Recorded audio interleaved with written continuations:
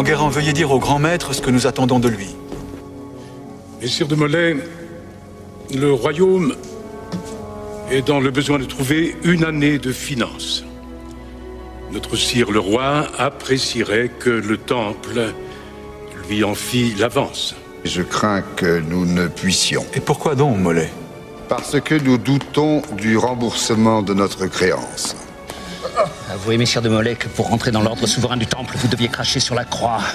Une fois le grand maître condamné, les autres ne nous causeront plus de soucis. Vous avez confessé l'hérésie. Dans la torture! La rébellion a été publique, le châtiment sera public. Mon neveu, nous venons d'assister là à la fin de la chevalerie. Dieu vous jugera! Pape Clément, chevalier Guillaume de Nogaret, roi Philippe, soyez maudits jusqu'à la 13e génération de vos races!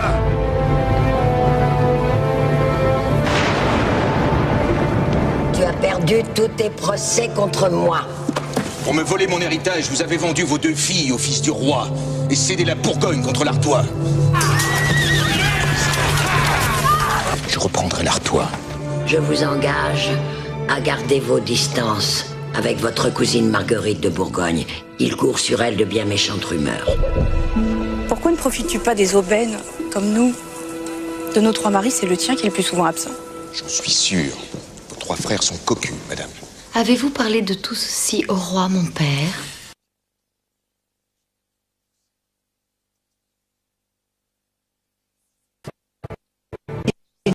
Comment ne pourrait-on croire que vous agissez à présent par vengeance? Bien sûr, madame. J'agis par vengeance. Ce qu'il faut régler, c'est le sort des princesses adultères. La mort, la mort, la mort! La douleur vous égare, Louis. Isabelle, quel est votre conseil? Femme qui a failli doit être à jamais écartée de transmettre le sang des rois. Ainsi, notre sire en a jugé. Il les a condamnés à vie.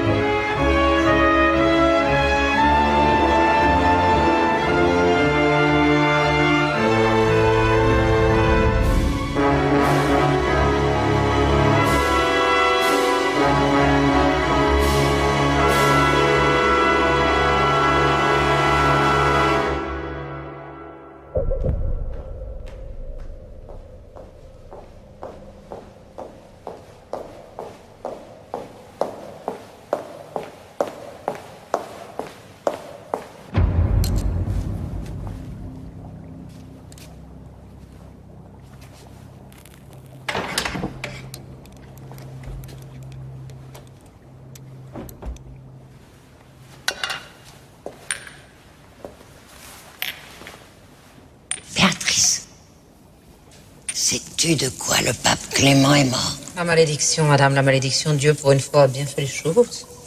La main de Dieu frappe fort quand la main de l'homme s'en mêle. Non. Ces physiciens, pour le guérir de son mal d'entrailles, lui ont fait avaler de la poudre d'émeraude. Très bon remède qui tranche les boyaux. Il doit y avoir un ancien templier derrière ça. Et comment le sais-tu? Je le sais. En tout cas, cette mort nous sert. Il n'y a plus de pape pour démarier mes filles. Il faudra attendre le prochain. Que fais-tu là? Encore tes poudres? Vous servir, madame, pour vous servir. Ce sont les langues des frères Donnet. Je les ai obtenues du bourreau de Pontoise après le supplice. Je les ai fait dessécher au four à la minuit pour appeler le diable. Avec de la cendre? La cendre d'un homme que Nogaret a fait périr, mélangée à du serpent de Pharaon, tué en brûlant, non? Cette immonde porte de Nogaret. N'est-il pas le deuxième sur la liste du grand maître?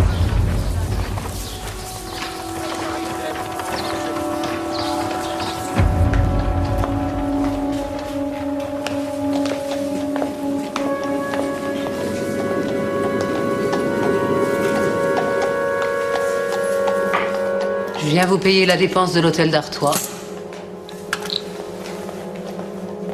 Tu dois être content. Le pape Clément est mort. La malédiction de Maître Jacques commence à s'accomplir. Veux-tu l'aider à frapper encore? Qui? Ton pire ennemi? Celui à qui tu dois ton pied boiteux. Nogaret. Est-ce point ici qu'il vient se fournir en chandelle? Je connais un moyen très sûr d'empoisonner les chandelles, un moyen qui ne laisse pas de traces et qui n'a pas de remède. Subtegmine Guillaume, subtegmine Guillaume, Cuscotanem, Recobans, Guillaume, Recobans.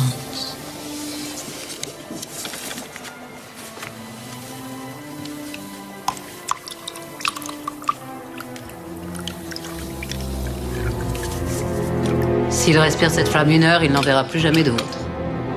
Sinon celle de l'enfer.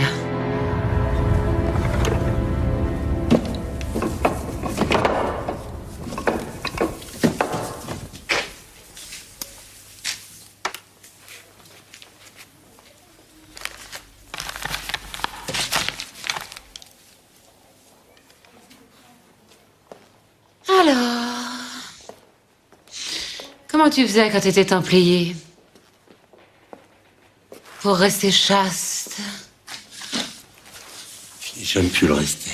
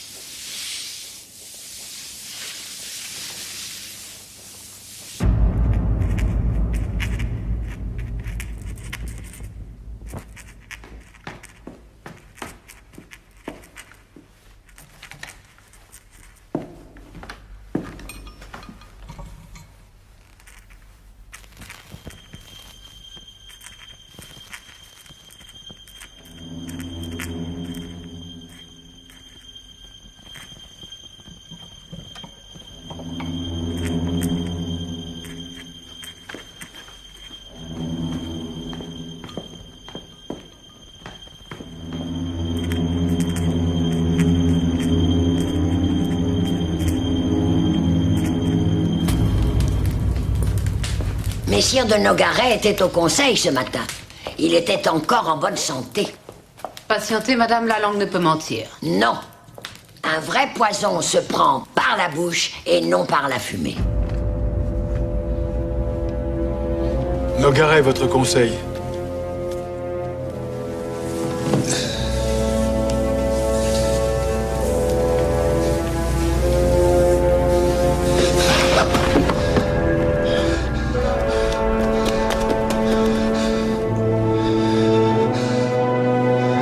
Peut-on ne rien faire? Il souffre atrocement.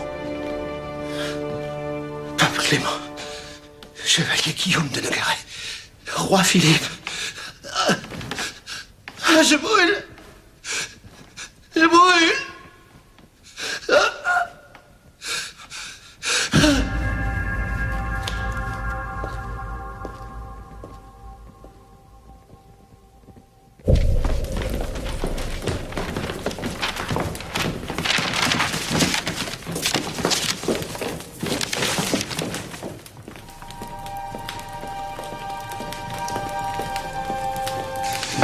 Pape Clément, au bout d'un mois, un mois après Nogaret. Ce sont coïncidences, sire. De semblables choses arrivent tous les jours, dont nous ne sommes pas frappés parce que nous les ignorons. Nous avançons en âge, Enguerrand, c'est une malédiction suffisante.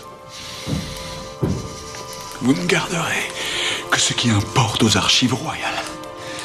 Nogaret fut un loyal serviteur, Enguerrand. Et 29 ans de procès, de procédures, d'exécution et de mort. Voyez ce qu'écrivait cet évêque. Écoutez, sire, ce que je lis.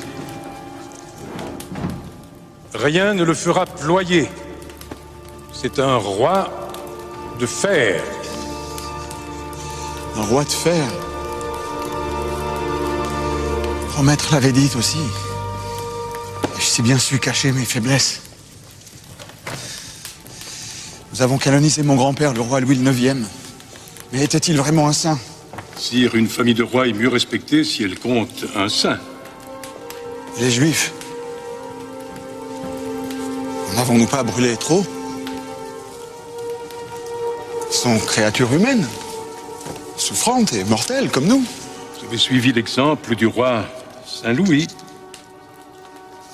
Et le royaume avait besoin de leur richesse. Pourquoi? Pour quelle fin? Où sont mes victoires? Gouverner est une œuvre qui n'a point d'achèvement. Et peut-être vais-je mourir dans quelques semaines.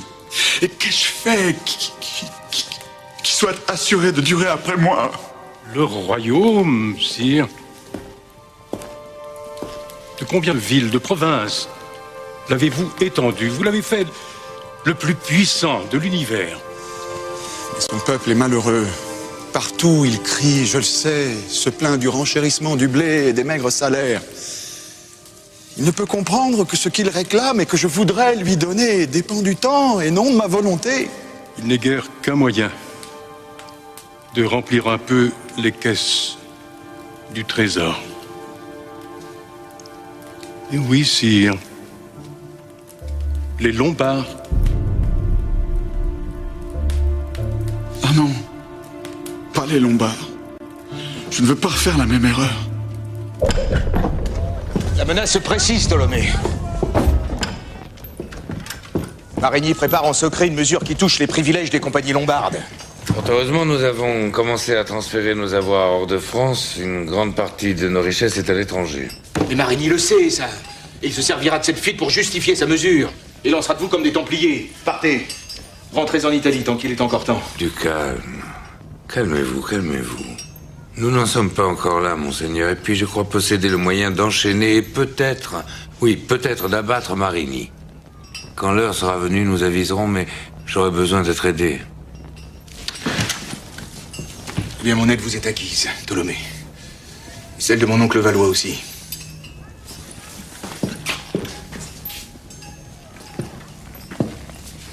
Quel est votre moyen? Je crains que cette affaire-ci ne soit affaire de famille.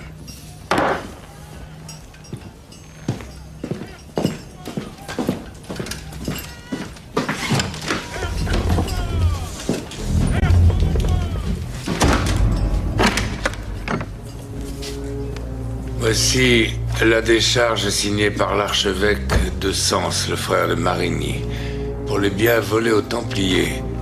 Si par hasard il m'arrivait malheur, tu remettrais cette pièce à Monseigneur d'Artois qui la donnerait au comte de Valois, lequel saurait en faire bon usage. Voici également les créances de Monseigneur d'Artois et quelques pièces de son procès contre sa tante Mao. Je le croyais, votre ami. Je ne pense pas qu'il refuserait de t'aider si le besoin s'en faisait sentir. Mais tu seras plus convaincant si tu lui présentes ta requête dans une main et ses comptes dans l'autre. Tu vas les mettre tout ceci en lieu sûr. Notre comptoir de Naufle me semble tout indiqué. Notre comptoir de Naufle n'est pas à l'abri des archers. Ces documents seraient peut-être plus en sécurité chez les bonnes gens. Tenez chez les De Cresset, par exemple. Ils nous sont redevables, et si les choses n'ont point changé, leur fille Marie acceptera de m'aider. Bien, je vois que tu commences à comprendre. Chez un banquier, le bon cœur doit toujours servir à quelque chose. Tu as confiance en eux? Je réponds d'elle comme de moi-même. Le sort de nos compagnies est à présent pour moitié dans tes mains, pour moitié dans les miennes. N'oublie pas ça, petit.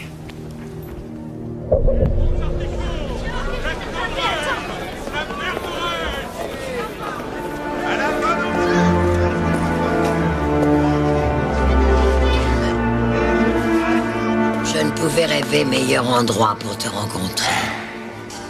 Jadis, tu m'as reproché d'avoir vendu mes filles, mais dis-moi, entre marchands, à combien as-tu négocié leur emprisonnement? Allons bon, que se passe-t-il, ma tante? Pourquoi me cherchez-vous querelle à nouveau?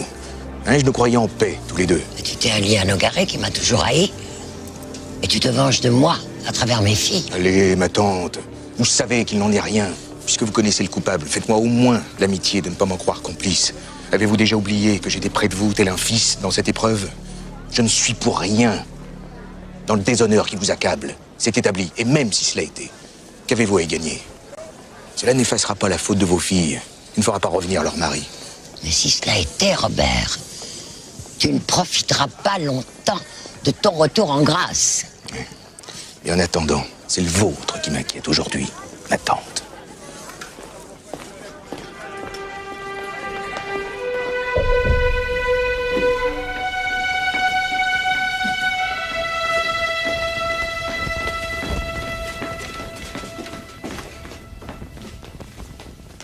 Monseigneur, il court sur nos compagnies certaines rumeurs déplaisantes. Naturellement, ces rumeurs nous inquiètent. Je vous avoue qu'elles gênent fort notre commerce. Notre commerce n'est point affaire du royaume. Et puis, on parle trop. Vous ne devez accorder foi à ces rumeurs. Monseigneur, je ne puis vous cacher que nous sommes très attachés à notre terre d'élection. Et nous souhaitons aider le royaume. Pour cela, je me suis permis de vous apporter cette petite contribution.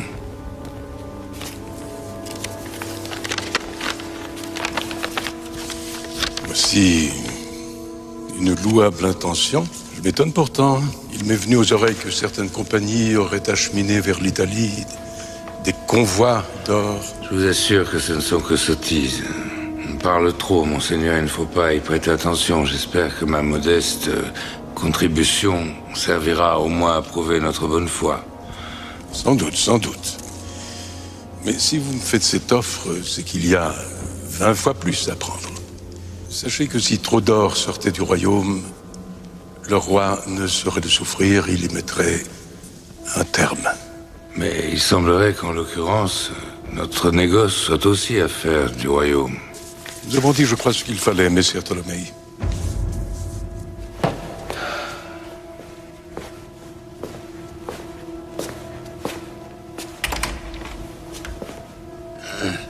Monseigneur, votre frère, l'archevêque de Sens, est-il en ville? Il y est. Alors, votre seigneurie aurait-elle l'obligeance de lui faire savoir que je souhaite l'entretenir au plus tôt du sujet qu'il sait? J'ignorais qu'il était en affaire avec vous. Je crois que la première vertu d'un bon banquier est de savoir se taire. Toutefois, étant donné que vous êtes le frère de Monseigneur de Sens, je peux vous confier qu'il s'agit de son bien, du nôtre et de celui de notre Sainte Mère l'Église. Dites-lui de venir me trouver le plus tôt possible, s'il lui plaît.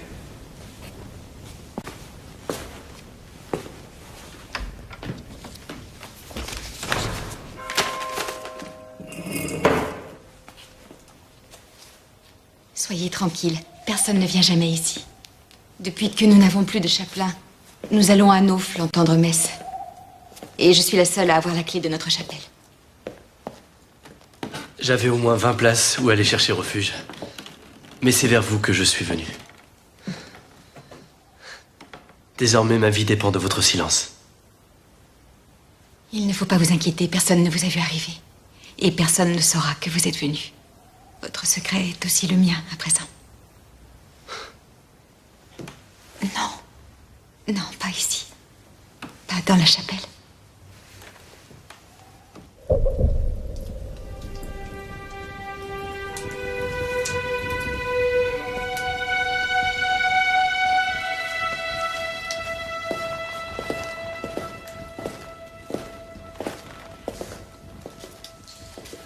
C'est un mauvais printemps pour le royaume.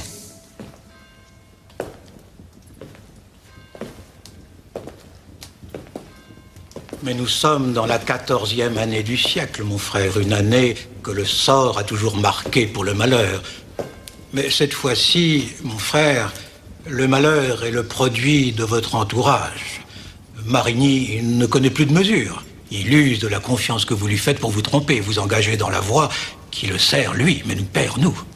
Notre cousin Robert a d'ailleurs fort à dire sur son administration en Artois. J'ai entendu en son temps ce que notre cousin avait à dire sur l'Artois. Ce chapitre que je considère comme clos, Monseigneur de Marigny m'a plus judicieusement conseillé que vous, mon frère.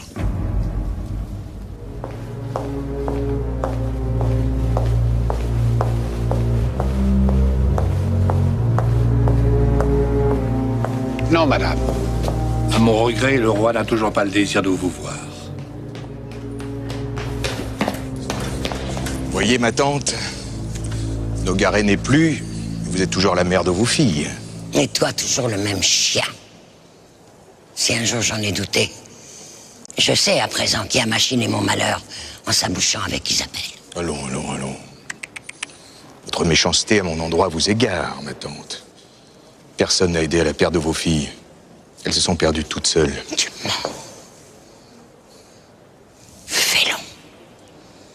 De tous tes coups, celui-ci est assurément le plus bas. Que feriez-vous si vous étiez à ma place, monseigneur, hein?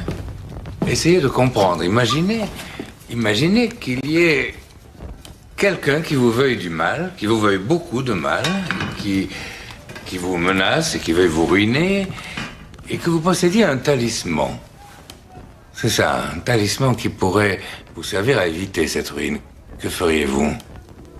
Vous ne voulez pas dire? Si, monseigneur, je veux dire et je le dis, vous avez volé et volé le roi. J'en détiens la preuve. C'est un coquin! Je ne suis qu'un marchand, et que cela vous convienne ou non, en ce moment, nous sommes en train de traiter un marché, monseigneur. Et si vous obtenez de votre frère, le coadjuteur, qu'il n'y ait pas de spoliation des Lombards, il n'y aura pas de scandale sur vous.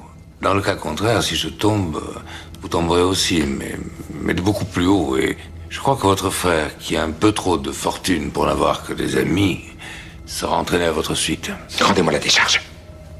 Non, n'eussé-je le désir, je ne le pourrais pas, je ne l'ai plus. Vous mentez! Non. J'ai donné des ordres, au cas où il m'arriverait de trépasser un peu trop tôt. J'ai donné ordre à mes parents de Sienne de faire connaître cette affaire au roi. Monseigneur.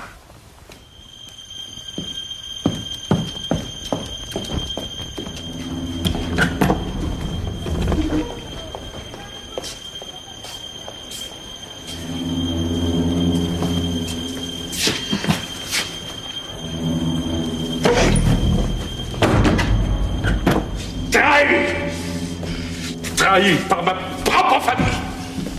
Vous êtes pire qu'une bête, car elle ne morde pas la main qui les nourrit. Vous n'êtes rien. Et encore moins mon frère. Vous avez bonne mine de m'écraser. D'où vous vient votre fortune? De quel juif écorché, de quel templier grillé? Je n'ai fait que vous imiter. Si j'avais su qui vous étiez, je ne vous aurais point fait, archevêque. Et vous n'auriez trouvé personne qui acceptât de brûler le grand maître. Tant de travail pour rien, tant de travail!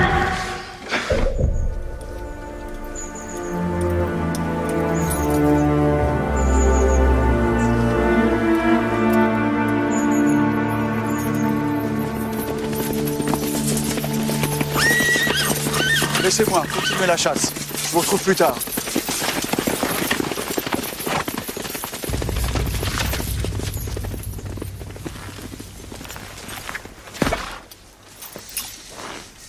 Je n'ai pas souvenance, madame, de vous avoir convié à venir ici. Vous n'avez point fait, sire. C'est donc que je ne souhaitais pas vous y voir. Ces mots, je suis venu ici pour les entendre de votre bouche, mon cousin, et non de celle de vos valets. Maintenant qu'ils ont été dits, je vous obéirai. À vous et à personne d'autre. Mais... Madame, je vous en prie, le sort de vos filles est scellé. Cessez de penser qu'il pourrait en être autrement. Ce n'est point le sort de mes filles qui m'amène ici. Nous sommes tous les deux dans la peine, Philippe, et séparés pour la première fois. En d'autres temps, notre amitié nous a permis de surmonter bien des deuils. Cette amitié dont vous me privez aujourd'hui, son absence me rend étrangère à moi-même.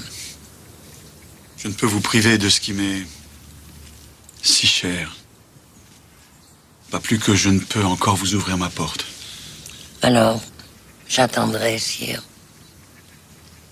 Maintenant, je peux attendre. Merci d'être venue, ma cousine.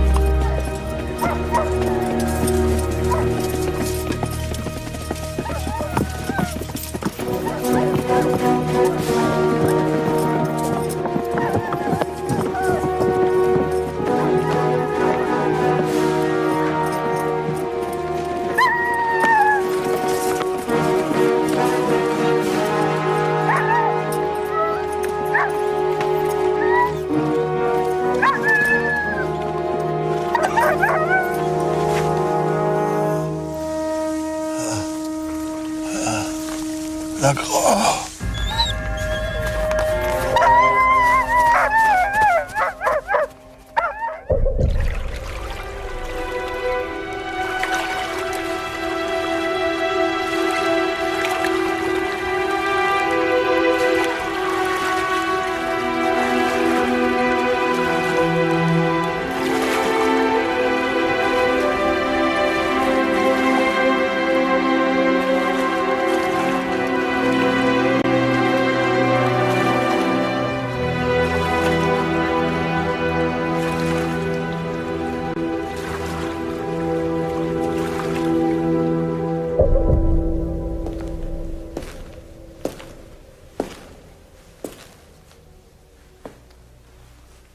Il y a 2 mois qu'il erre à l'intérieur de lui-même. Mais pourquoi a-t-il voulu venir à Fontainebleau? On ne sait pas ce qui se passe dans sa tête.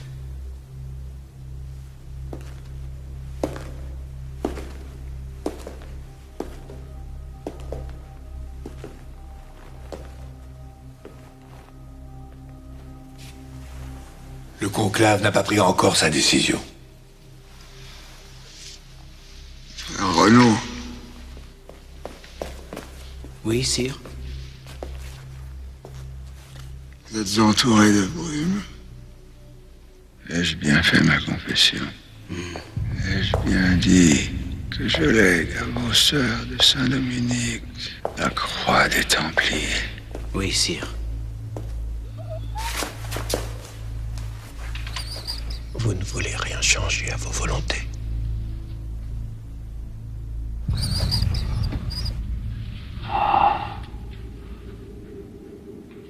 J'ai soif.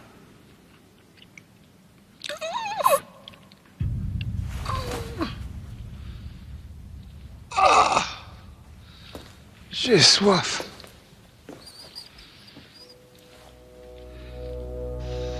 Pesez, Louis. Pesez. Ce que c'est que d'être roi.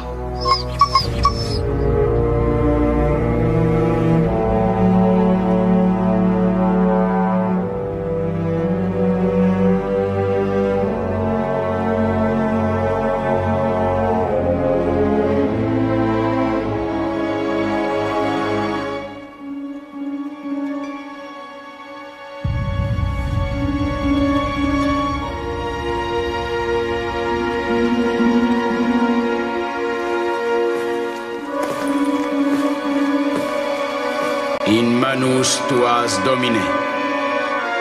In manus tuas domine. In manus tuas domine.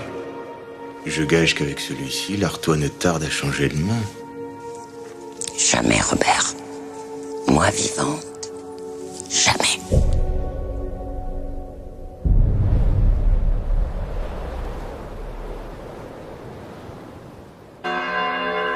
Mes frères, élevons ce jour nos prières. Dieu vient de rappeler à lui l'âme de notre bien-aimé et noble roi Philippe. Grâce à Dieu, il est mort.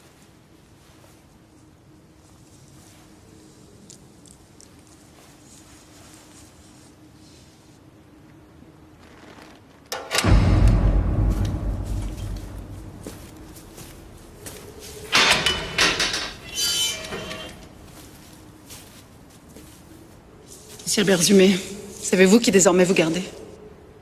Je le sais, madame. Et je ne cesse d'y penser depuis que le chevaucheur qui allait vers Rouen m'a fait éveiller. Alors prenez garde désormais de me tenir à l'abri du gel et de la vermine. Depuis 7 mois que je suis recluse ici, je suis lasse de mâcher du bois pour garder mes dents blanches et de moindre les mains du lard de ma soupe pour que ma peau n'éclate pas de froid. Je n'ai point d'ordre, madame. Allez-vous attendre qu'on vous commande d'ouvrir les portes pour témoigner quelque égard à la reine de France? Puisque vous êtes reine, madame, vous comprendrez que je sois fidèle au service du royaume et que je ne puisse enfreindre les règlements qui m'ont été donnés.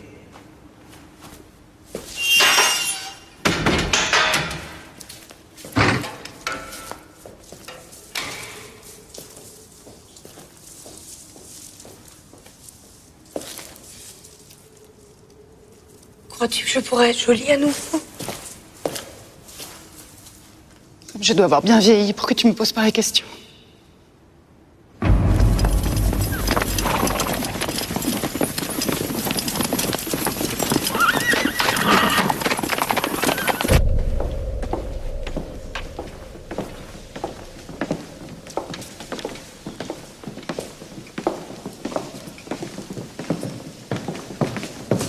Des nouvelles de France, Majesté.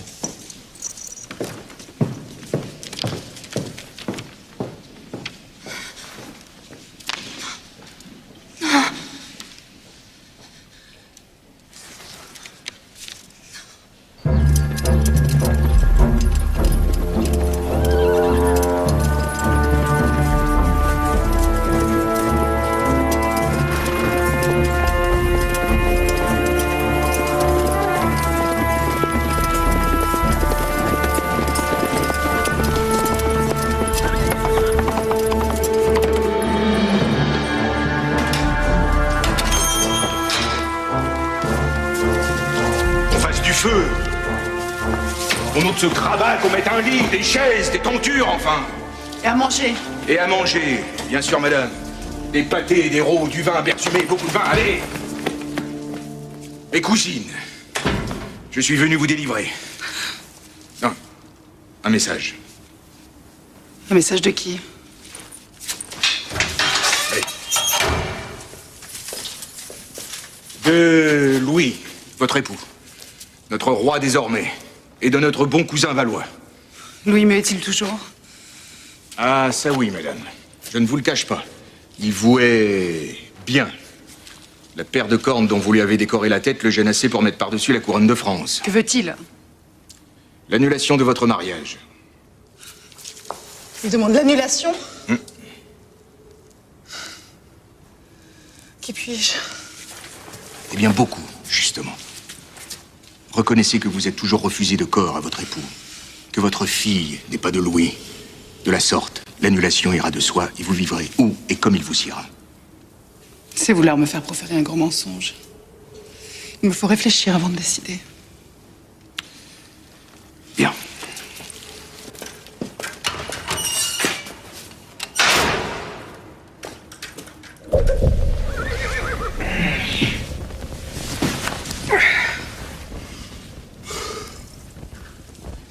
À toi de dormir maintenant, mon bon Lormé.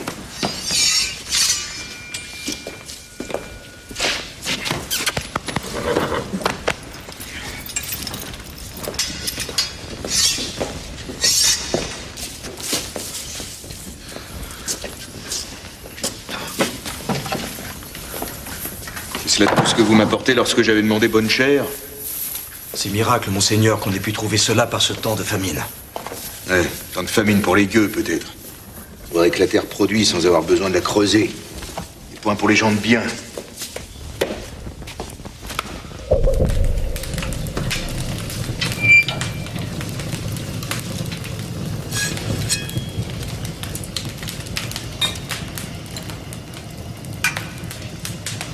Alors, ma cousine, avez-vous réfléchi? Je réfléchis, mon cousin. Je crois bien que je vais dire non.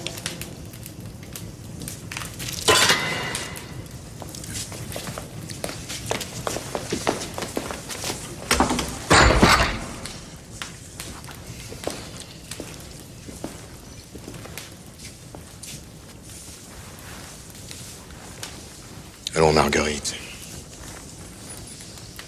Ne parlez pas de bon sens. Vous avez tout avantage à accepter ce qu'on vous demande. Sinon? Ah, bah sinon... L'annulation sera prononcée de toute manière, mamie. Sitôt qu'il y aura un pape. Il n'y a toujours pas de pape.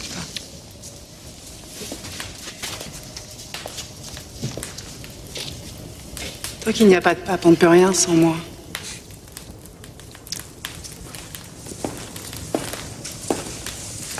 C'est bêtise de vous obstiner, mamie. Quel si grand intérêt avez-vous à ce que j'accepte?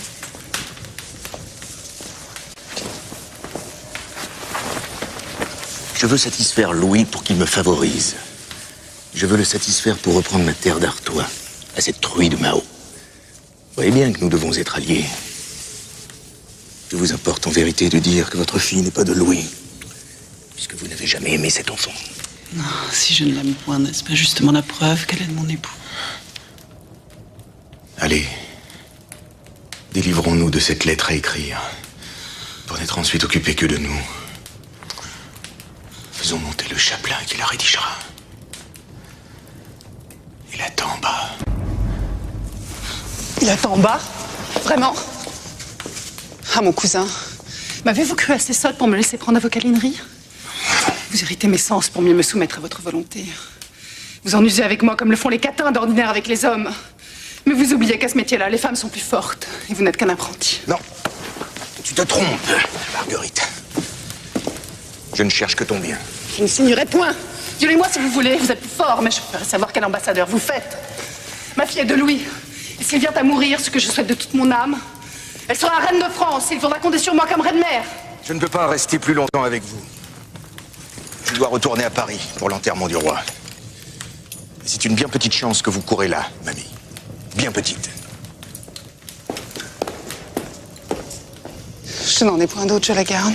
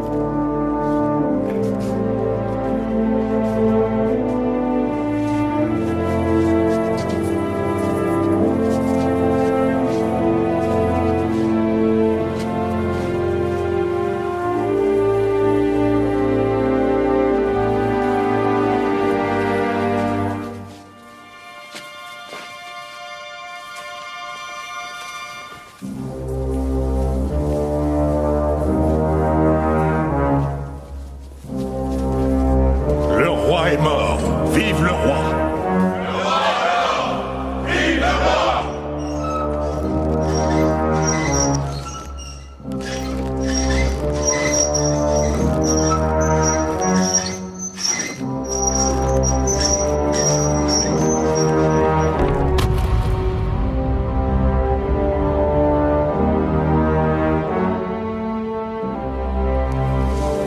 Allez, Louis.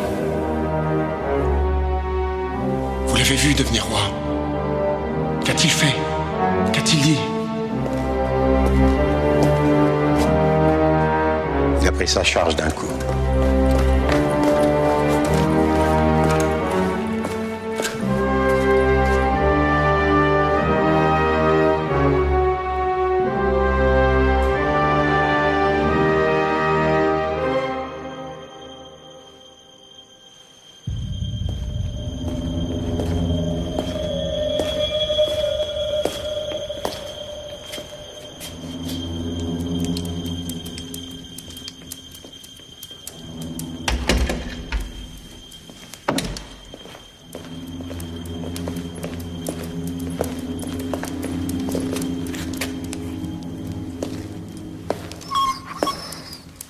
Je vais demander qu'on te chasse. Je ne veux pas de ce chien. Cet animal porte malheur.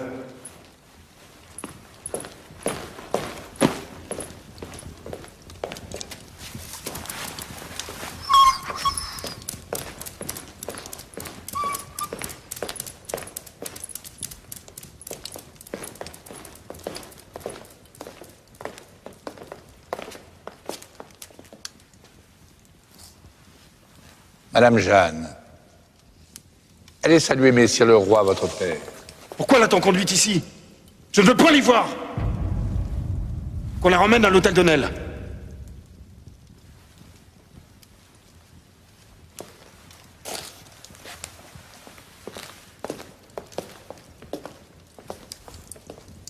Louis, c'est votre fille.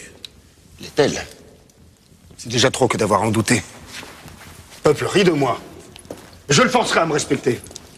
Et d'abord que mon mariage avec Marguerite soit rompu. Je veux que mon déshonneur soit effacé. Tu es sûr qu'elle ne cédera pas? Je me suis heurté à une telle dureté de refus que je puis vous assurer qu'on n'en obtiendra rien. Votre épouse espère seulement que vous mourrez avant elle. Eh bien, mon oncle, tout cela n'est pas aussi facile que vous me l'aviez prédit. Et l'annulation n'est pas pour demain. Avoir un pape prendra certainement du temps. Alors pourquoi ne pas choisir dès aujourd'hui l'épouse qui fera auprès de vous belle figure de reine et qui assumera votre descendance? Auriez-vous quelques noms en tête? Oh, mon Dieu, il y a des dizaines de princesses qui aimeraient ceindre la couronne de France. Tenez par exemple, sans chercher bien loin, ma nièce, Clémence de Hongrie. Son frère, Caroberto, règne maintenant sur la Hongrie et son oncle est roi de Naples. Évidemment, elle a un petit peu dépassé l'âge ordinaire du mariage. Quel âge a-t-elle? 22 ans. Oui, mais cela ne vaut-il pas mieux que ces fillettes qui jouent encore à la poupée, qui, comme Marguerite, se révèlent lorsqu'elles grandissent pleines de vilainie et plongent dans la débauche? Tout cela sonne trop bien. Elle ne serait pas brune, au moins, comme notre bourguignonne. En ce cas, moi, je ne pourrais point. Mais non, elle est blonde et de bonne race franque. Non, mon neveu, c'est la plus belle femme de Naples, aussi belle que vertueuse. Les peintres essayent d'imiter ses traits lorsqu'ils peignent aux églises le visage de la Vierge. Belle et vertueuse. Ah, mon cousin, vous la lui avez bien vendue, votre nièce Clémence. J'en connais un ce soir que ses draps vont brûler. Allons, Robert, c'est du roi que vous parlez. Cette petite, la Jeanne, êtes-vous vraiment sûr qu'elle soit bâtarde? Aujourd'hui, je n'en suis pas encore certain, mais demain, tout le monde la tiendra pour telle. Ah, messire de Marigny, le temps de vos mauvaises grandeurs est passé. Nous vous descendrons de ce socle.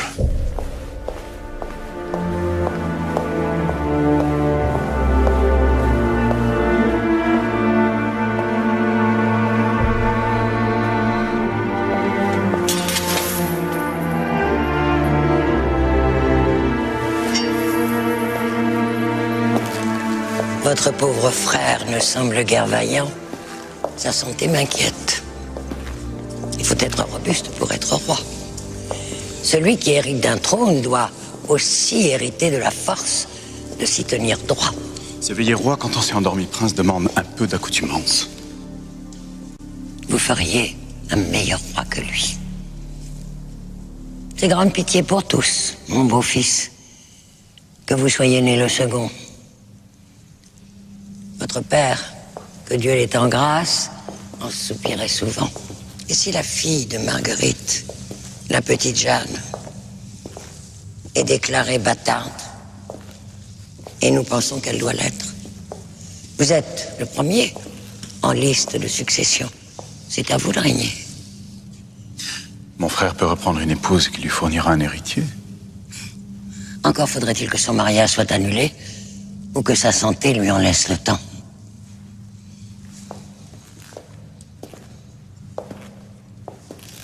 Quel sentiment avez-vous pour ma fille Jeanne? Votre épouse vous aime. Elle ne vous a jamais trahi, ni par le corps, ni par l'esprit. Marguerite est coupable. Pape Clément, chevalier Guillaume de Nogaret, roi Philippe, avant 1 an, je vous cite à paraître au tribunal de Dieu pour y recevoir votre juste châtiment. Hein?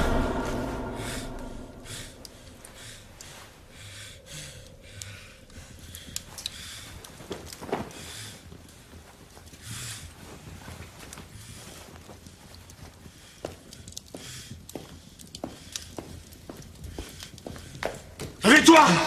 Sire, Va chercher la Madeleine. Oui, sire, à l'instant.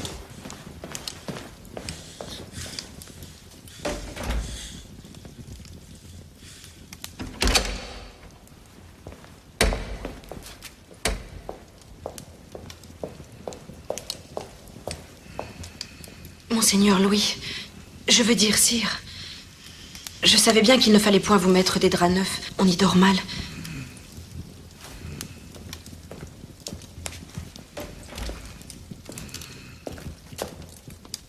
Ce n'est point pour les draps que je vous ai fait venir. Revenir au palais, vous a-t-il fait vous souvenir de moi?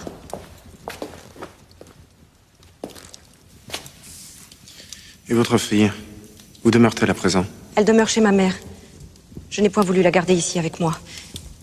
Elle ressemble trop à son père. C'est celle-là au moins. Je puis penser qu'elle est de moi. Chaque jour, son visage est plus pareil au vôtre. Cela serait vous gêner que de la laisser voir ici aux gens du palais. Quel âge a-t-elle? 9 ans tout juste, sire. Je lui donnerai une position de princesse quand elle sera en âge de se marier. Je le veux. Et toi? Que veux-tu?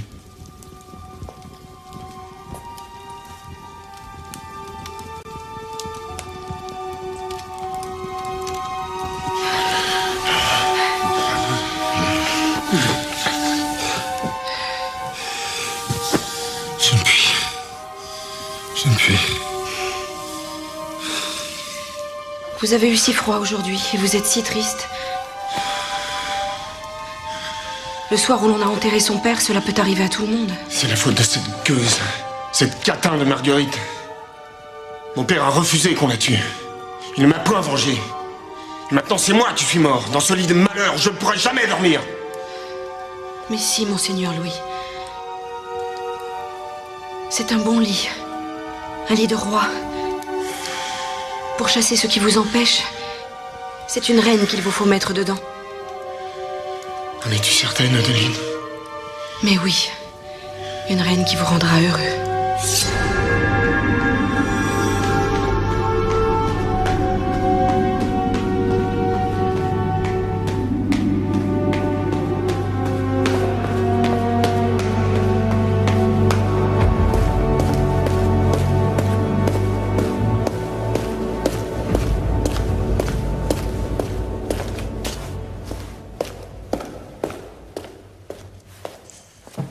Messire de Presles est-il malade? Messire de Bourdonnais, de Briançon et Dubois ont-ils été empêchés? Je ne vois aucun d'eux. Je n'étais pas en charge de réunir le conseil. Messire de Marigny, le roi appelle au conseil qui il veut, quand il veut, comme il veut. De quelles affaires, sire, souhaitez-vous être informé? De la rentrée des aides des détails, de l'état du trésor, de la disette. Le roi s'occupera de ses affaires plus tard. Il nous a pas réunis pour cela. Il s'apprête à reprendre épouse et son attention s'est portée sur Madame Clémence de Hongrie, nièce du roi de Naples. Et Marigny, votre conseil? On peut rêver pour le roi toutes les princesses de la terre. Et je comprends bien que l'impatience le gagne. Encore faut-il commencer par le démarier. L'annulation requiert qu'il y ait un pape. Ce pape que vous nous promettez depuis 6 mois, Marigny, et qui n'est pas sorti du conclave, malgré vos envoyés. J'ai évité jusqu'à ce jour qu'on élise un pape italien. Je veux un pape qui soit serviable à la France. Si, en même temps qu'une promesse de mariage avec Madame Clémence, nous obtenions du roi de Naples qu'il accepta pour pape un cardinal français. Alors, certes, monseigneur, un tel accord aurait un sens, mais je doute fort que vous l'obteniez. Bouville, vous irez à Naples. À votre retour, vous passerez en Avignon, hâtez ce conclave. Oui, sire. Puisque les cardinaux sont gens qu'on achète, vous vous pourvoirez d'or auprès de messire de Marigny. Et où prélevez cet or, sire? Dans les caisses du trésor, bien évidemment. Le trésor est vide, sire. Nous attendons les nouvelles rentrées. Comment? Le trésor est vide?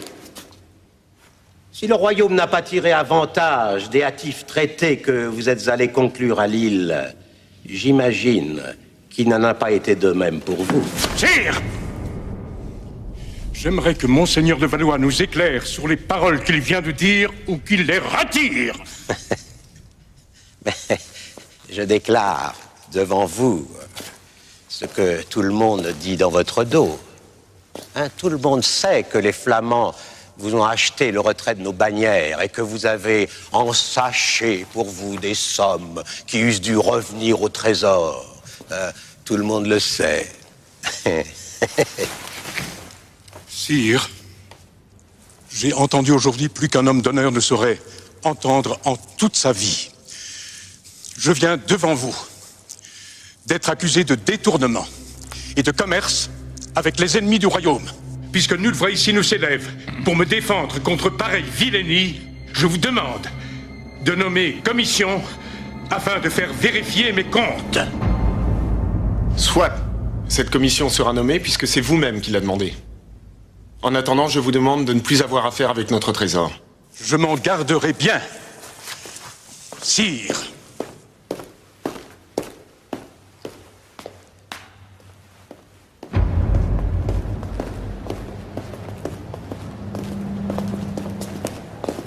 Point de paix en Avignon. Qu'on s'y dispute, qu'on s'y déchire. Vous ferez ce qu'il convient, mon frère, pour qu'il en soit ainsi. Semer la discorde dans le conclave, je risque fort de m'aliéner l'amitié de tel ou tel papable. Votre chapeau de cardinal, si jamais vous deviez l'avoir, mon pauvre Jean, c'est moi qui vous en coifferai comme je vous ai tissé votre mitre. Avez-vous pu détruire les preuves, imprudemment laissées par vous au banquier Ptolémée?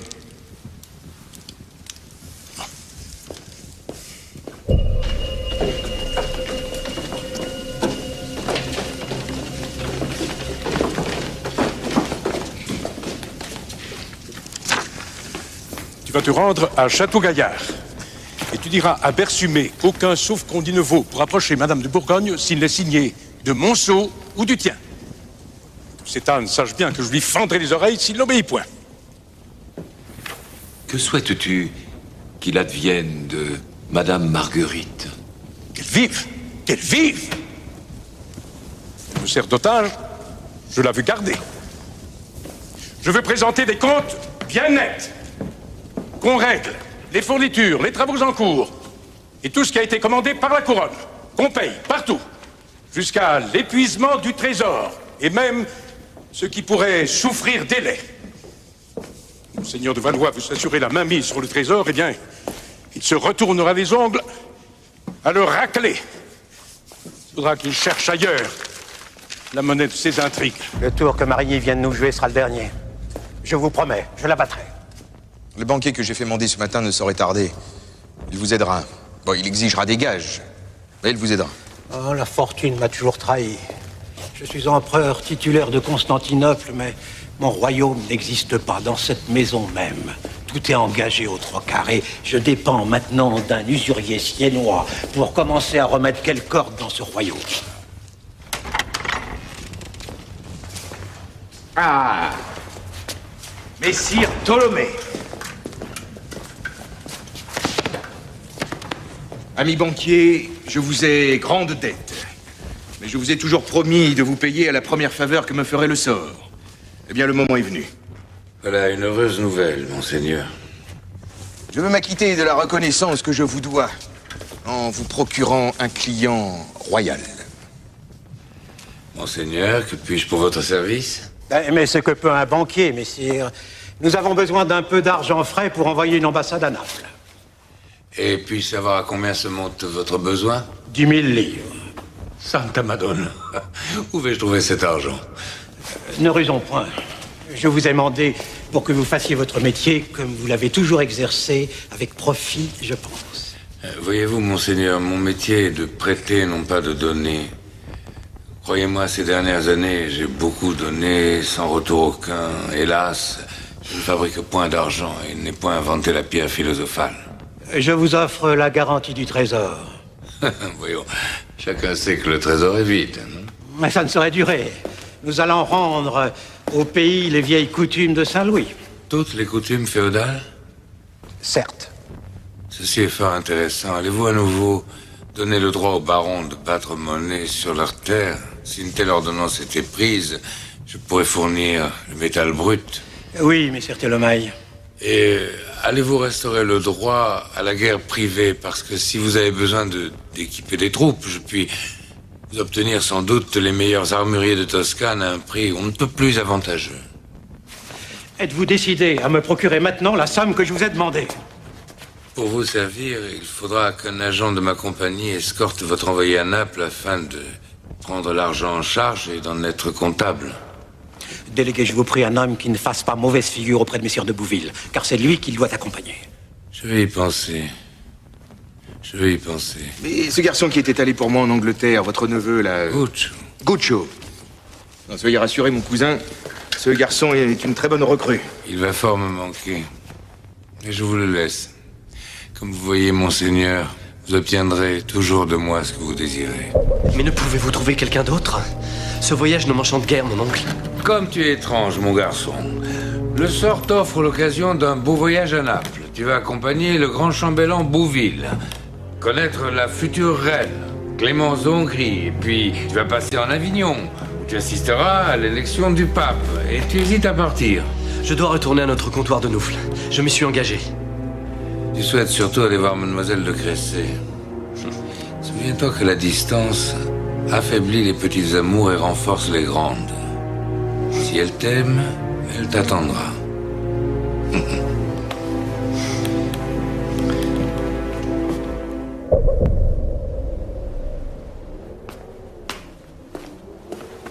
Voici mon neveu, Guccio Ptolémée. Il vous accompagnera pendant tout le voyage et vous fournira en or qu'il ira prélever auprès de nos comptoirs. Alors, mon garçon, vous êtes satisfait?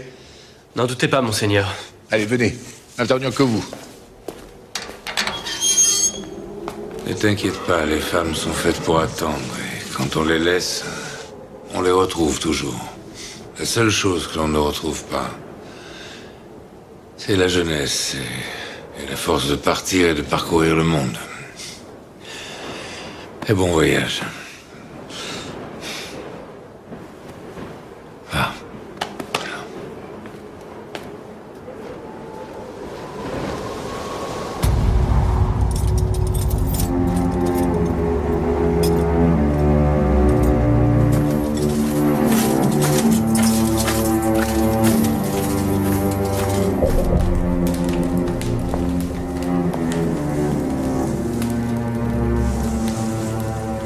Tu as le teint clair.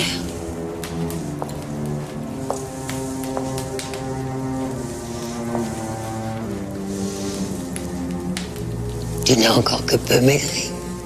J'ai mis les gardiens de mon côté. C'est bien, ma fille. Tu sais naviguer et garder le cap dans la tempête. Vraiment? Mais qu'ai-je fait, moi, pour me retrouver entre ces quatre murs? J'ai obéi ma mère, aimé mon mari, eu de l'amitié pour mes cousines et protégé ma sœur. Où est mon crime? Dites-le-moi. Je paie pour les autres, ma mère, et au prix fort. Le roi Philippe est mort. C'est lui qui m'a enfermée ici. Où est son fils, le mari que vous m'avez donné? Se bat-il pour que moi, la femme qu'il prétendait aimer, revienne à lui? Mais Philippe te regrette, je le sais. Son orgueil est encore plus fort. Et il te reprendra, ma fille. Je t'en fais le serment. Pourrez-vous le tenir? Il ne m'a pas pardonné. Il ne me pardonnera jamais. Je n'en peux plus, vous comprenez? Je n'en peux plus. J'en viens même parfois à douter de l'existence de ce Dieu que vous m'avez imposé d'aimer. Et vous-même? Où étiez-vous pendant que j'essayais de continuer à vivre? Où étiez-vous le jour du procès, quand je vous suppliais de sauver Blanche? Vous avez eu 2 filles, ma mère. Devront-elles passer le reste de leur âge prisonnières pour n'être pas nées garçons? Jeanne.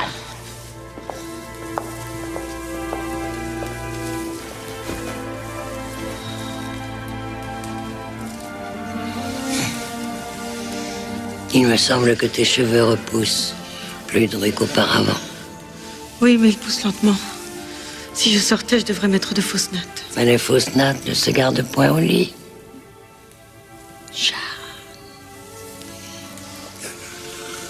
Je vais te faire sortir d'ici. Mais le roi est le mari de Marguerite. Il n'acceptera jamais. Le roi ne pense qu'à se démarier. Mais sans pape, point d'adulation. J'ai acheté des cardinaux pour qu'ils retardent l'élection. Et d'ici là, j'aurai trouvé le moyen de te faire sortir d'ici. Arracher ta sœur de Château-Gaillard, c'est une autre affaire. Vous avez vu Blanche? Louis me l'interdit. C'est le seul pouvoir qu'on lui laisse. Et encore, pour servir d'autres desseins que le sien. Mais Dieu m'a toujours soutenu. Il me viendra encore en aide. Jeanne, je suis père de France. Ton mari est le 2e personnage du royaume. Un grand avenir s'ouvre à toi. Quand il sera temps, je te le ferai savoir. Prends ton mal en patience. Le pire est passé.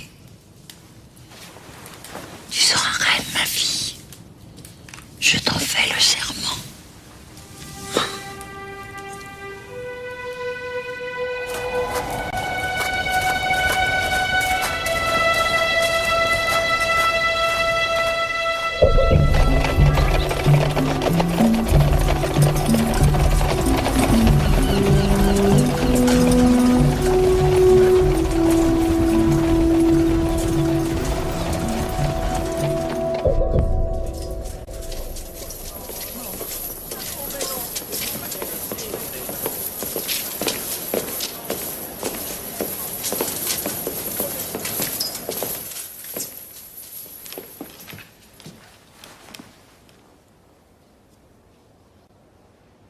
Fort bien.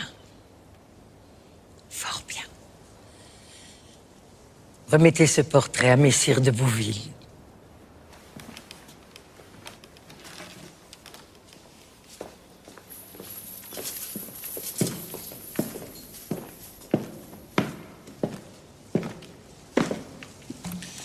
Prenez-en grand soin. Ainsi donc, messire, votre mission est accomplie. Enfin, presque. Comment, presque? Cette affaire de mariage est presque réglée, puisque mon fils et moi donnons notre accord au projet. Mais cet accord, messire, reste à condition. Notre réponse définitive n'interviendra que lorsque votre roi sera libre de Madame de Bourgogne. Nous obtiendrons l'annulation avant peu, madame. Messire, nous sommes entre nous. Ne m'assurez donc point de ce qui n'est pas fait. Sur le chemin du retour, je m'arrête en Avignon. Et nous aurons très vite ce pape qui nous fait défaut. Parfait. Nous désirons que tout soit réglé pour l'été. Nous ne sommes pas en peine de prétendant à la main de Madame Clémence. D'autres princes la souhaitent pour épouse. Nous ne pouvons accorder de longs délais. Sachez qu'en Avignon, le cardinal Duez est notre candidat. Je souhaite fort qu'il soit aussi celui du roi de France. Il nous doit beaucoup.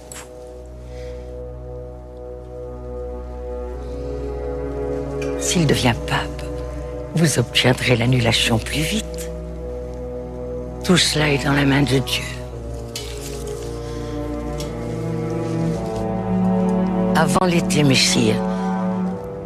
Je vous le rappelle, avant l'été. Avant l'été.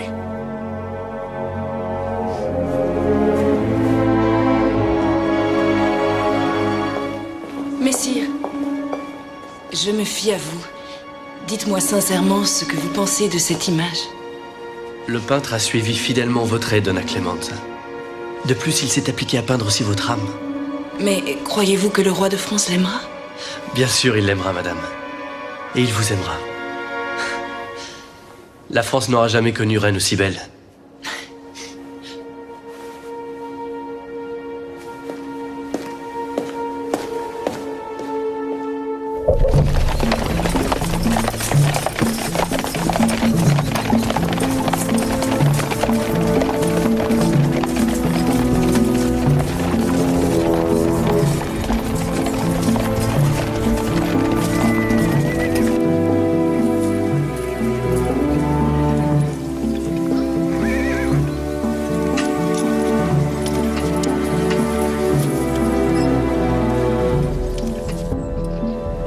cardinal aime à organiser le mystère. Il eût été plus simple que nous le rencontrions en Avignon.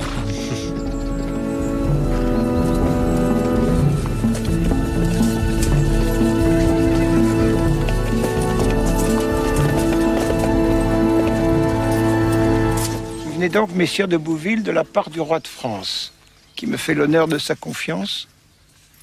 Cependant, vous êtes aussi envoyé de la reine de Naples, qui ne m'aime guère, mais qui aurait changé d'avis. Je voulais vous exprimer le souhait du roi Louis et de la reine de Naples d'avoir un pape au plus tôt. Alors c'est qu'on a quelque chose à me demander. Quel service attend-on de l'élu? Le roi a besoin de faire annuler son mariage au plus vite. Annuler est moins difficile que de retrouver les voix que m'a fait perdre Marigny, qui ne m'aime guère. Mais, monseigneur, qu'est-ce qui se passe au conclave? Les Italiens sont contre les Français. Les Français contre les Italiens, et tous sont divisés entre eux. J'avais 6 voix, 6 Français pour moi, et 3 Italiens. Mais ça fait 9. Il faut 16 voix. Il m'en manque 7. Notez que les Français qui n'ont pas voté pour moi ne sont pas assez nombreux non plus pour avoir le pape que désire Marigny. Alors tout repose sur Marigny? Aujourd'hui, oui.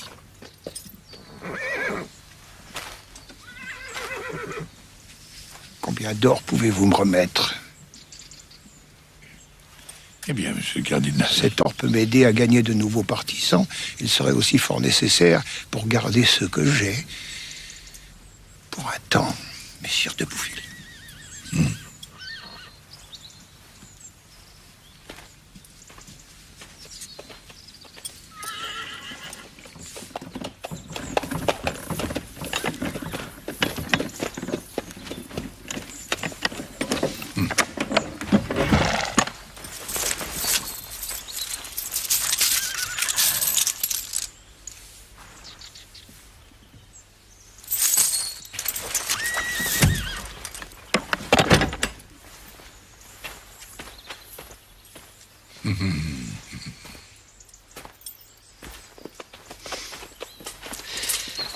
Ainsi donc, messire, vous êtes parvenu à acheter fort cher le seul candidat qui fut déjà de notre côté.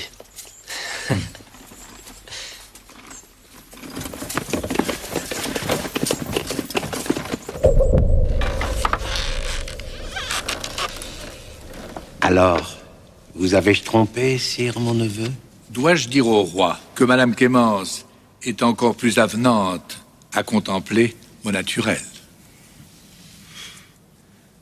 Ainsi, nous sommes fiancés.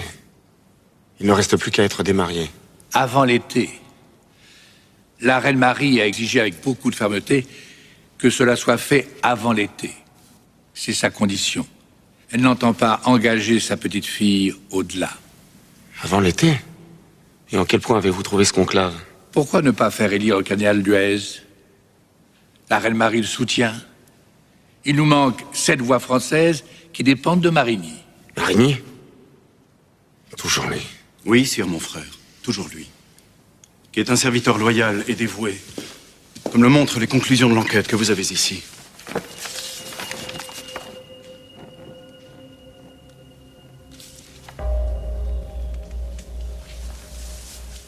Croyez-moi, signer son quitus, c'est accomplir un acte dicté par la justice. Vous êtes sûr que seul Marigny peut venir à bout de cette affaire? C'est mon sentiment, sire.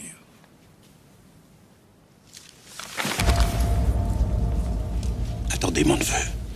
Cet homme vous trompe comme il a trompé votre père. Je vous avais dit qu'il me fallait un pape, mon oncle.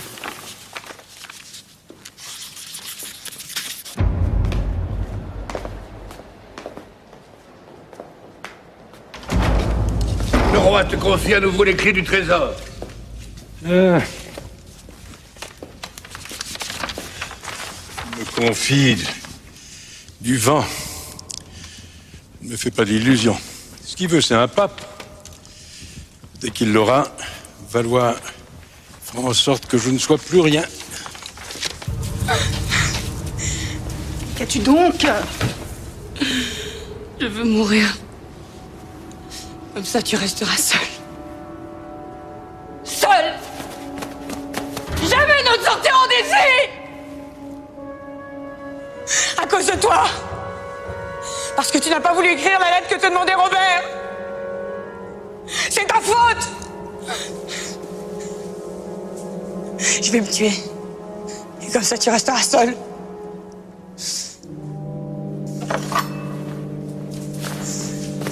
Bien, crève!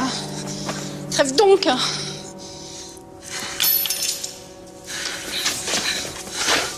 Nous devenons folles toutes les deux. Il faut l'écrire, cette lettre. Moi aussi, je suis à bout. Allons. Il nous faut renoncer, sinon nous ne sortirons jamais d'ici. Je vais l'écrire, cette lettre. Garde! Garde, il faut appeler Cheblanc!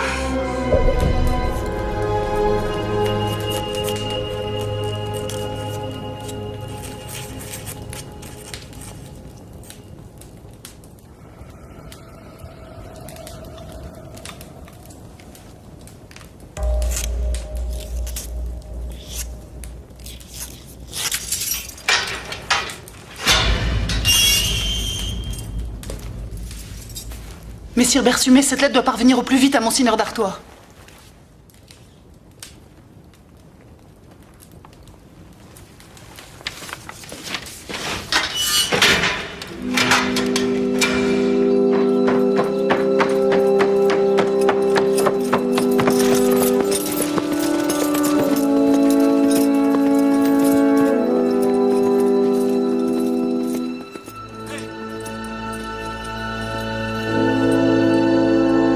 Je reconnais et confesse que ma fille Jeanne n'est point enfant de vous. Je reconnais et confesse m'être à vous refusé de corps. Vous avez agi loyalement, Bersumet, envers celui qui vous commande. Assurez Madame Marguerite que cette lettre ira où elle doit aller. Veillez à sa santé, qu'elle soit nourrie et chauffée. Je n'en ai pas les moyens, monseigneur. On nous doit déjà 15 livres et 10 sols de retard de solde. Maillard, faites allouer 30 livres à Messire Bersumet. Je remettrai moi-même cette lettre à Monseigneur d'Artois.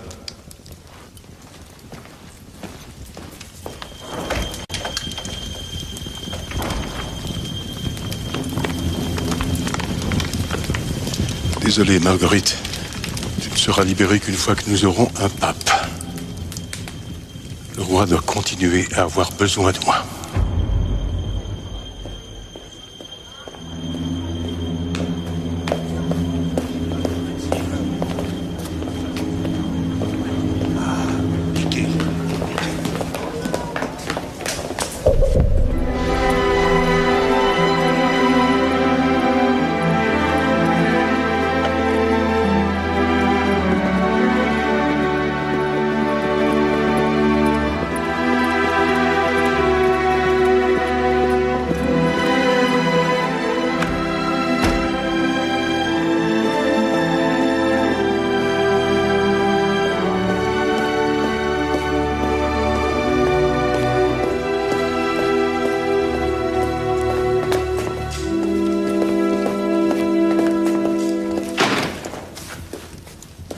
Oh, Messer Guccio.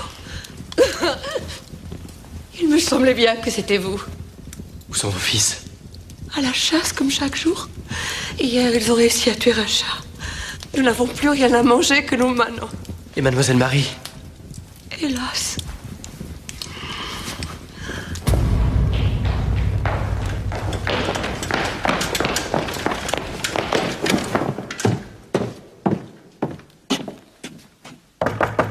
Entrez. Messire Guccio. Marie. Ma belle Marie, de quoi souffrez-vous? De la crainte que vous m'ayez abandonné. Non. Je suis allé en Italie pour le service du roi. Je suis parti si hâtivement que je n'ai pu vous en avertir. Ne craignez rien. Je vais aller chercher de quoi vous guérir.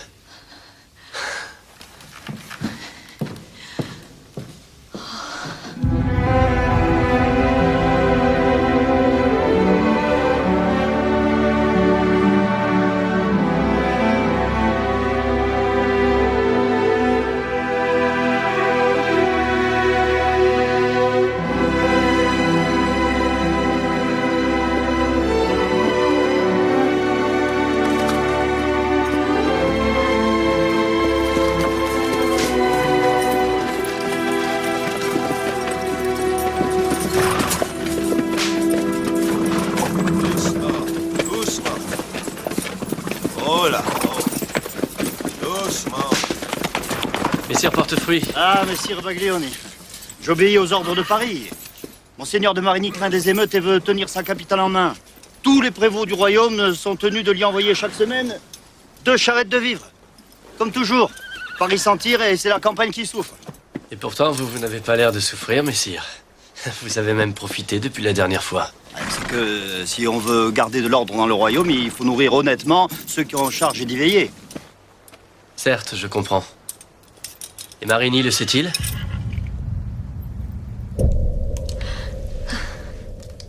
Du miel? Mais seriez-vous un magicien? Je ferai bien plus pour vous voir reprendre des forces. J'ai craint de mourir sans savoir ce que je devais faire de ce que vous aviez caché dans la chapelle. Je vais reprendre ce qui m'appartient. Mais si vous m'aimez, vous ne devez jamais plus songer à mourir.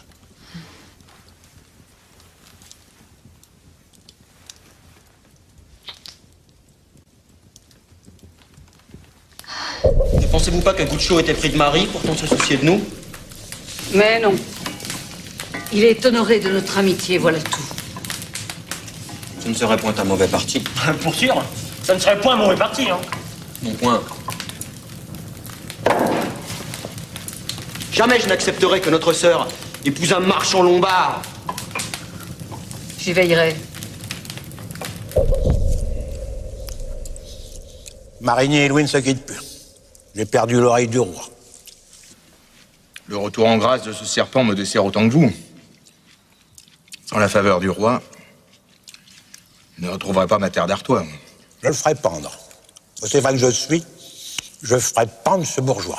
C'est déjà pitié que Marigny vous trouble l'humeur. Ne laissez pas vous couper l'appétit. Qu'en est-il de cette rumeur sur la famine dans le peuple? Tout ce qui est de vrai, monseigneur. Le froid et la faim font tomber les Français. Ils désespèrent ceux qui résistent. Prendre trop souvent le chemin du cimetière, chacun se demande quand viendra son tour. Si ça pouvait les dresser contre Marigny. Non. Le peuple de Paris attribue la famine aux Templiers. Ils sont tous morts. Justement. On dit qu'il suffisait d'être présent devant le bûcher pour devenir victime de la malédiction du grand maître. Allons, mon oncle. Buvez.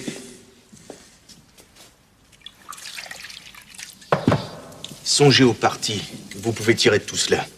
Le peuple de France meurt de faim. C'est la famine. Et les prévôts de Marigny volent le passé. La famine passera, Marigny restera. De toute façon, vous savez comme moi que le peuple pense que la disette est due aux Templiers et à la malédiction de leur grand maître. Je prétends que Marigny... Vous aviez pourtant promis de ne plus porter accusation contre Marigny. Et vous recommencez. C'est se moquer de mon vouloir. Mais le moyen, mon neveu, le moyen de ne pas céder à la colère devant sa vilainie, croyez-vous qu'il cherche à vous trouver un pape et une épouse? Non, non, il tarde, il retarde. Vous parlez sans savoir, pour le salir.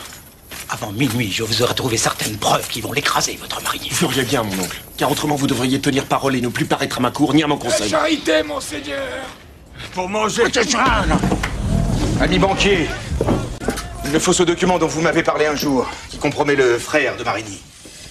Monseigneur de Valois en a besoin, sur le champ. Enfin, sur le champ comme vous y allez, monseigneur Robert. Vous me demandez de me dessaisir d'un outil qui nous a déjà sauvé la vie une fois, mes amis et moi. Non, et puis j'ai réfléchi, j'ai bien réfléchi. Les coutumes de Saint-Louis qu'on est en train de remettre en vigueur sont vraiment excellentes pour le royaume. Toutefois, je souhaiterais vivement qu'on en acceptât les ordonnances sur les Lombards. Dans le passé, elles furent cause de la réquisition de tous nos biens.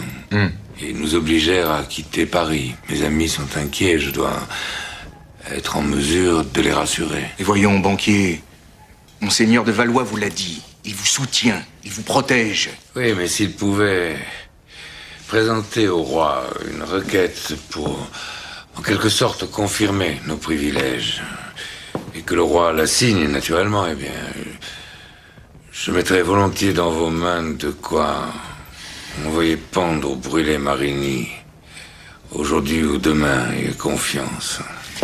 Votre charte sera signée demain, je m'y engage. Monseigneur Valois n'est point en mesure d'attendre une journée? Non. Alors c'est qu'il a fort perdu dans la faveur du roi, et ceci est mauvais pour lui, mais également mauvais pour nous. Assez joué, Ptolémée. Donnez-moi ce parchemin compromettant. Il ne s'agit pas de dénoncer l'archevêque, il s'agit de le faire chanter. Vous voulez vous servir du frère pour attaquer le frère? Oui. Bonne idée, je pense que cela peut réussir.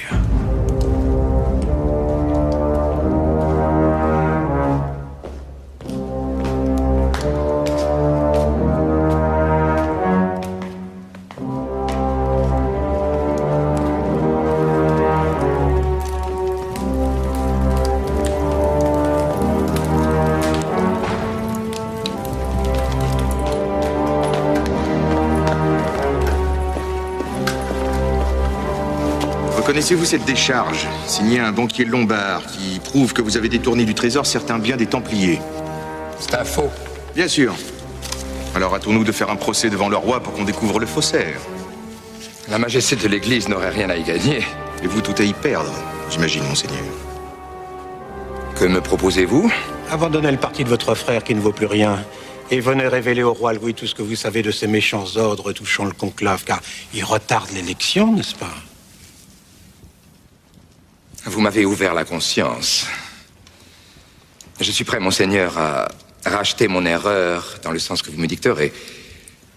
J'aimerais cependant que le parchemin me fût rendu. C'est chose faite. Il suffit que monseigneur d'Artois et moi-même l'ayons vu. Notre témoignage vaut pour tout le royaume. Vous allez nous accompagner sur l'heure chez le roi. Jamais je n'ai vu un homme au monde ramper avec une telle hauteur. Allons. Pressons, messieurs, pressons. Voilà.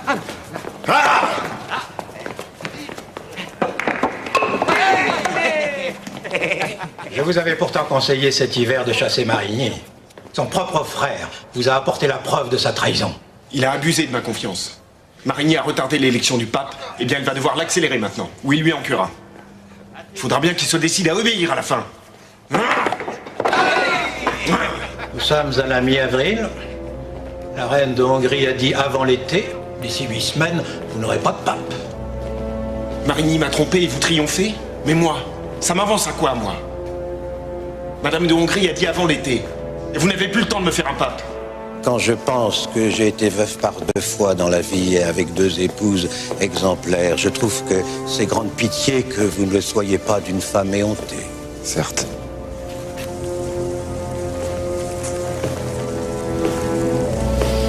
Si seulement elle pouvait trépasser.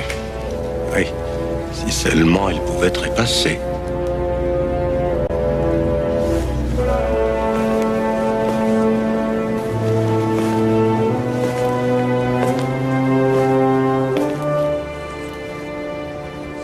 L'hiver fut froid, les prisons sont mauvaises pour la santé des femmes. fait longtemps que Marigny ne nous a point informé de l'état de santé de Marguerite. Peut-être vous cache-t-il qu'elle est proche de sa fin. Et qu'on viendrait d'y aller voir. Vous m'aviez promis que vous me donneriez Marigny le jour que vous auriez un pape. Je peux vous le donner aussi bien le jour que je serai veuf.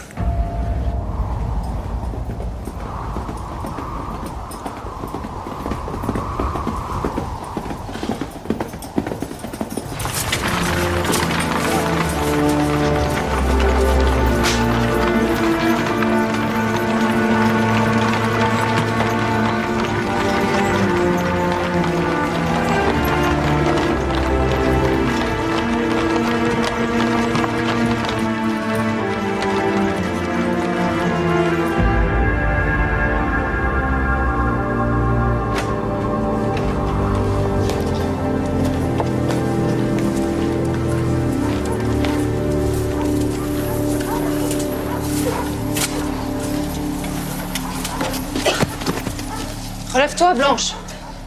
Ne lui donne pas la joie de te voir à terre.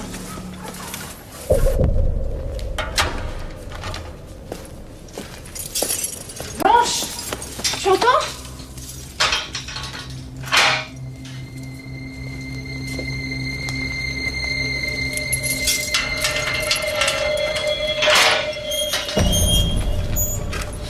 Oh, Robert, enfin vous voici. Alors, ma cousine, votre santé ne va pas à merveille, à ce qu'on me dit. Hein? C'est ce que je vois. Vous souffrez? L'annulation a-t-elle prononcée? Comment le serait-elle? Puisque vous êtes refusé à déclarer ce qu'on vous demandait. Mais j'ai accepté. J'ai tout accepté. Je vous ai écrit, Robert. Quand? Mais voici longtemps. Des semaines, des mois, j'attendais d'être délivrée. Je n'ai jamais reçu votre lettre, ma cousine. Persumé. Vous serez bientôt libéré. Je venais justement pour recueillir vos mots, pour hâter à la fois la justice du roi et votre grâce. Allez, venez. Mais que dois-je déclarer? J'ai déjà dicté la lettre. Vous n'avez plus qu'à la signer. Sire, mon époux, je me meurs de chagrin et de maladie. Je vous supplie de m'accorder votre pardon, car si vous ne le faites pas vite, je sens que l'âme va s'enfuir de moi. Tout est de la faute de Monseigneur Marigny, etc., etc. Mais mes aveux? Ils ne sont plus nécessaires. Ce que vous signez là remplace tout. Allez.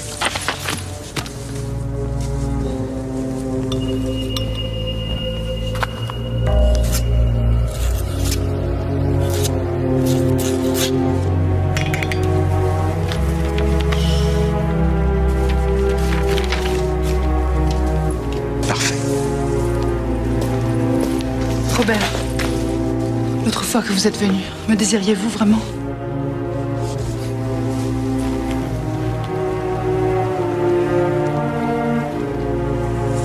Oui, ma belle cousine. Je vous ai bien aimé.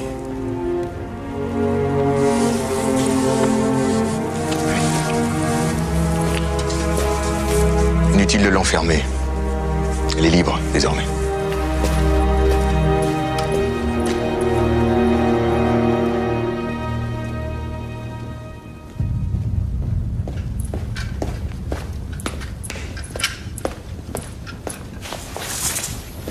Que viens-tu faire en ces murs, la nuit et sans escorte? Rien de bon. Seulement, il va falloir compter avec moi, Robert. Je ne bougerai pas d'ici tant que tu y seras. Comme il vous plaira, ma tante. Seulement, la fin me tenaille. Il a bouilli les archers ne me tente guère. J'allais me restaurer. Eh bien, nous irons ensemble. Et tu me conteras comment tu as obtenu ce droit qu'on me refuse.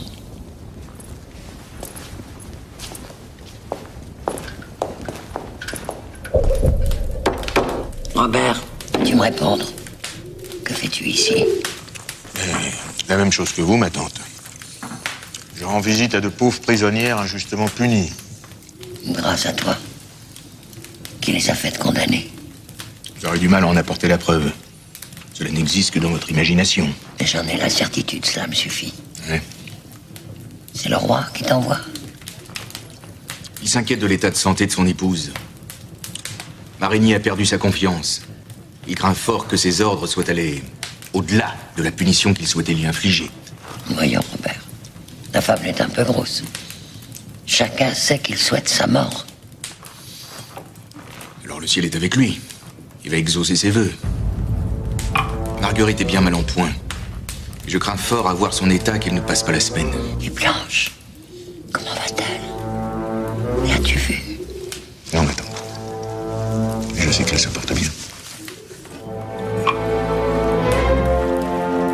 Bon alors, il n'y a pas de gueuse dans cette auberge?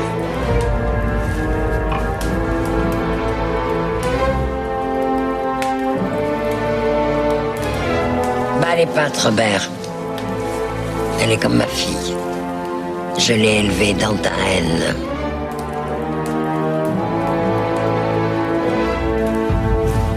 Qui est là?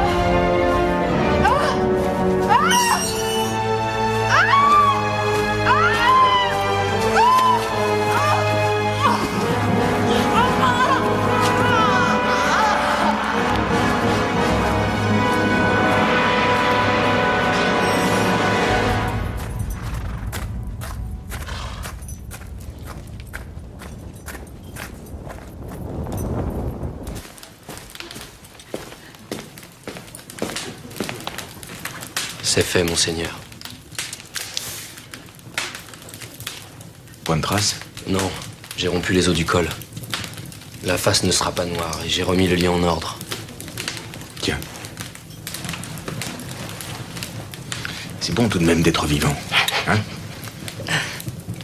Maintenant, le roi et Valois ne peuvent plus rien me refuser. Bientôt nous dormirons en Artois, de l'Ormée.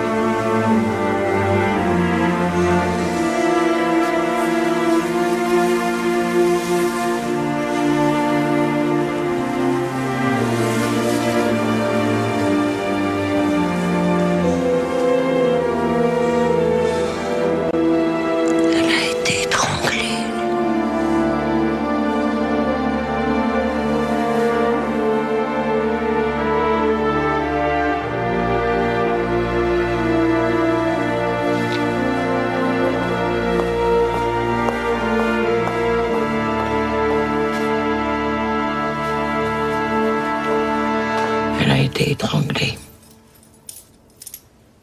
Qu'allez-vous faire, madame? Me taire. Cet assassinat a été commandé par le roi. Révéler la vérité causerait un scandale dont je serais la première punie. Par contre, posséder un secret honteux me donne un pouvoir dont j'entends bien me servir.